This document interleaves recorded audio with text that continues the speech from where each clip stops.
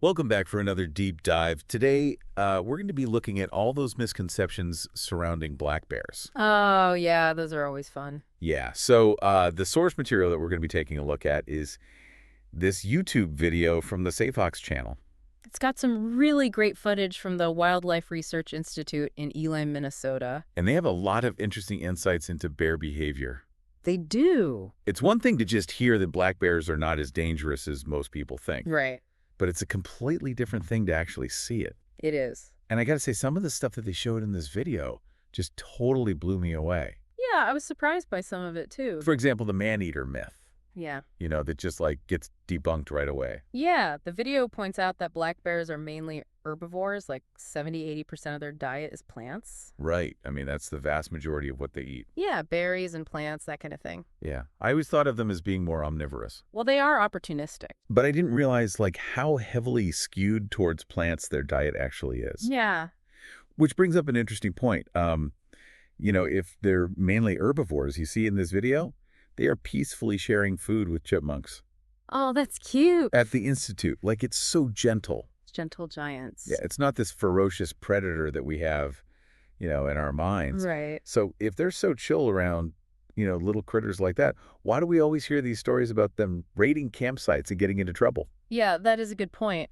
It's not that they want human food. It's just that Right. if it's easily available, they'll go for it. Right. They're going to go for the easiest calorie-rich source of food. Exactly. Okay. So that makes sense. But how do we keep them out of our, campsites and backyards? Well, the video talks about something called diversionary feeding stations. Yes. It seems very counterintuitive. It does, but it actually works really well. Yeah. Yeah, so what they do is they put these feeding stations far away from human areas, so the bears have a reliable food source, and they don't have to go searching. Oh, so they know that there's food there, so they don't bother coming into town or going into campgrounds looking for food. Exactly, and it's been used in Minnesota since the 1980s, and it's been very successful. Wow. And that doesn't make them dependent on humans? That's what's surprising is that it doesn't. Right. The bears at the Institute are very comfortable in that specific environment, but if they see humans outside of that environment, they'll run away. Oh, wow. So they're not habituated to humans. They're not, and it seems like they almost understand the rules. Like they know where they should and shouldn't be? They do, which is fascinating. That's incredible. I always thought they were, intelligent, but Yeah. not to that extent. Yeah, they're pretty smart. But I have to ask about those scary bear charges. Yeah. The ones where they come running at you, teeth bared, pure nightmare fuel. Oh, I know exactly what you mean. Yeah, so what is up with that? Well, a lot of those charges are actually what they call bluff charges. Bluff charges, so they're faking it. They are, and the reason they do this is because even though black bears are big, Right. they're actually very easily spooked. Oh, okay. So the bluff charge is their way of trying to scare off whatever they perceive as a threat. So it's all about intimidation, not necessarily aggression. Yeah, they just want to get you to go away. Oh, okay, so they just want to avoid the conflict. Yeah, they're not actually looking to fight. So the video said that often standing your ground during a bluff charge can actually make the bear back down. It does, which sounds very counterintuitive. Right. But black bears aren't hunters, they're foragers. Their main goal is to get berries and nuts, not to attack humans. Yeah, okay, that makes me feel a little bit better. Yeah. But I'm trying to imagine this happening to me and standing my ground when this huge bear is charging at me. It's one of those things that's easier said than done. I don't think I could do it. Yeah. One thing I do want to point out is that this video is all about black bears. Yeah. What about their more ferocious cousins like grizzly bears and polar bears? Yeah, everything we're talking about applies specifically to black bears. Okay. Grizzly bears and polar bears are different stories. Yeah, grizzlies are known to be much more aggressive. Much more.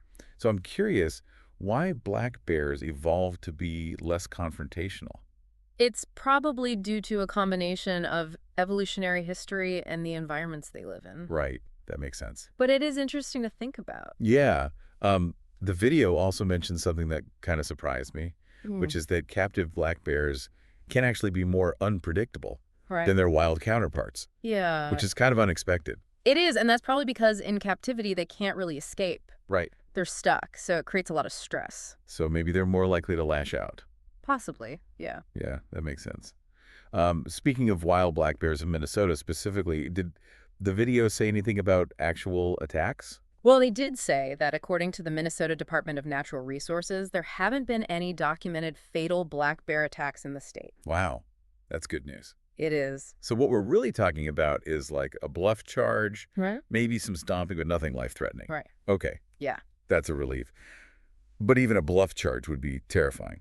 Oh, yeah. So are there any like practical tips to make sure that, we can coexist peacefully with black bears? Well, one simple thing they mentioned is taking down your bird feeders, Okay. especially if you live in a rural area, because those things are like magnets for bears. Right outside, out of mind. Exactly. And I remember the video talked about how far black bears travel. Like, their territories must be pretty big. They are, yeah. How big are we talking?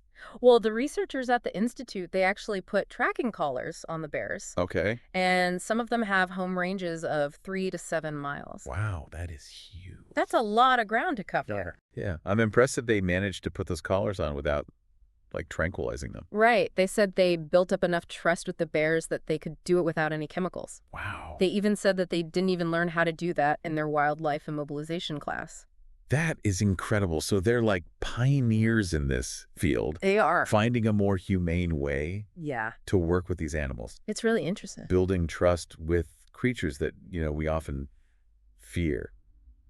That's a very powerful message. It is, and I think it kind of echoes the overall theme of the video, which is that we humans are often the monsters in this equation. Right. We encroach on their habitat, we disrupt their lives, and then we get surprised when they show up looking for food.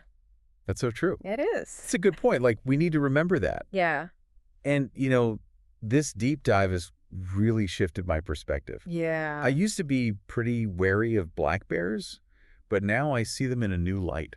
That's great. Like, they're not these mindless, dangerous creatures Yeah. that I always imagine. They're actually pretty smart. Very adaptable. Yeah, and kind of cute. Yeah, especially when they're with the chipmunks. I know, right?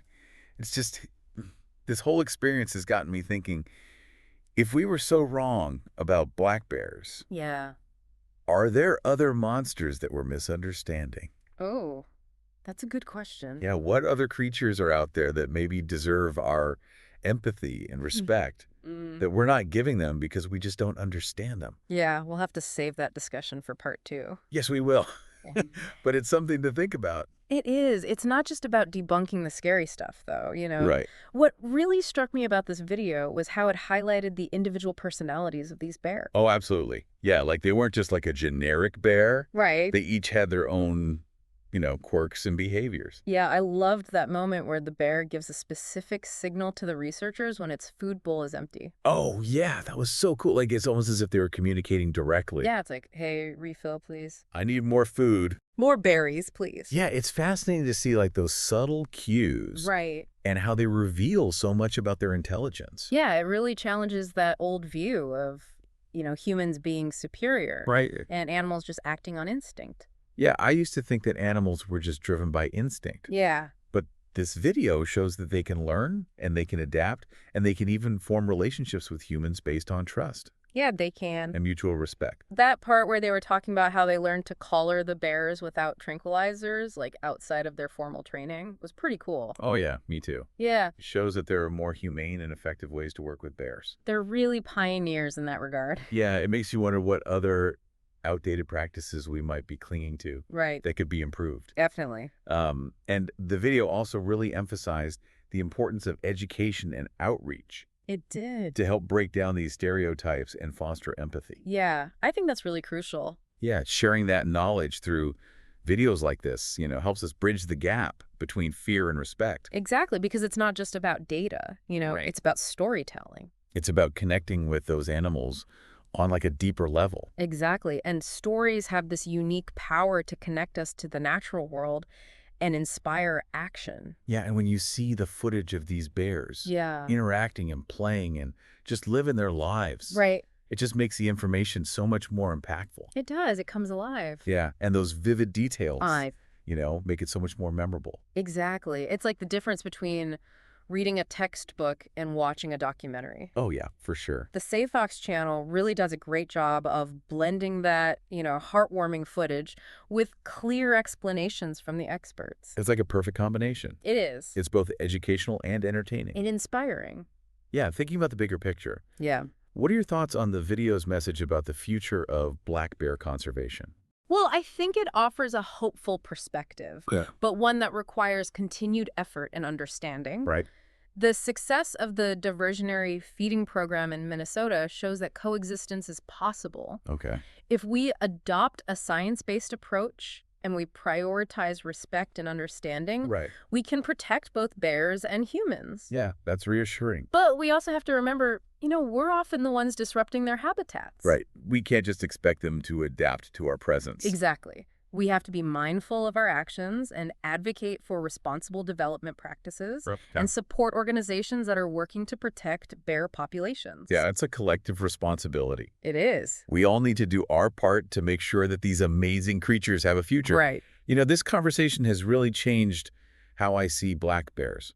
That's great. I used to think of them as creatures to be avoided. Right. But now I see them as intelligent, adaptable, even, I dare say, endearing animals that deserve our respect. I love that. Yeah, and protection. Yeah, they're not monsters. They're just trying to navigate a world that's increasingly shaped by human activities. And it's up to us to make sure that, that world is one where both humans and bears can thrive. Exactly.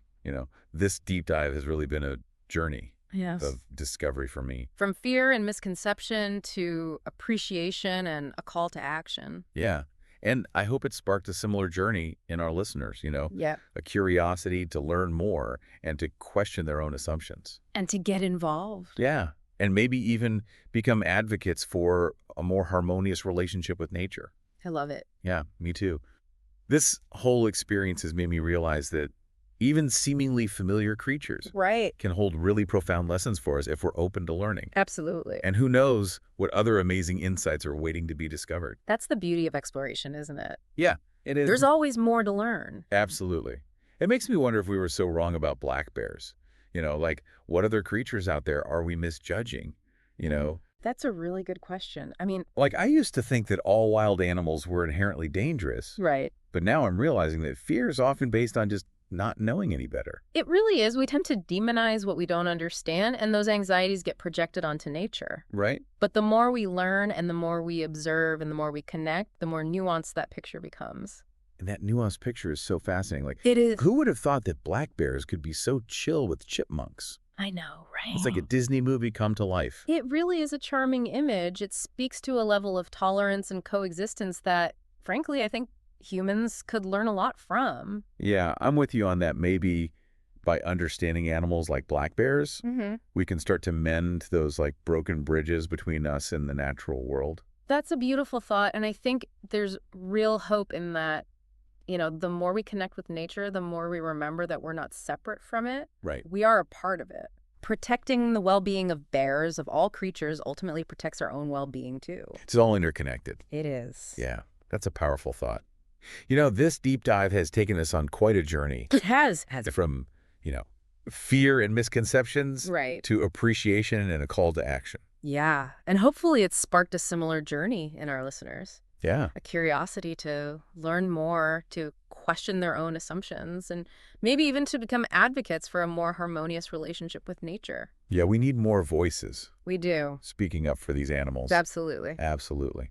So, to wrap things up, let's leave our listeners with this question to ponder. Okay. If we've been so wrong about black bears, what other monsters might we be misunderstanding? Ooh. What other creatures out there deserve our empathy and respect that we're not giving them? That's an excellent question to leave them with. It really encourages all of us to look beyond the surface, challenge those biases that we all have, and embrace the amazing diversity and wonder of this planet that we share. Well said. And who knows? Maybe our next deep dive will uncover even more surprising truths about the creatures that we share this world with. I'm excited to find out. I am too. Until then, keep learning, keep questioning, and keep diving deep Keep diving deep. into those topics that fascinate you. Absolutely. That's a wrap for today's deep dive. Thanks for joining us, and we'll see you next time for another fascinating exploration. See ya.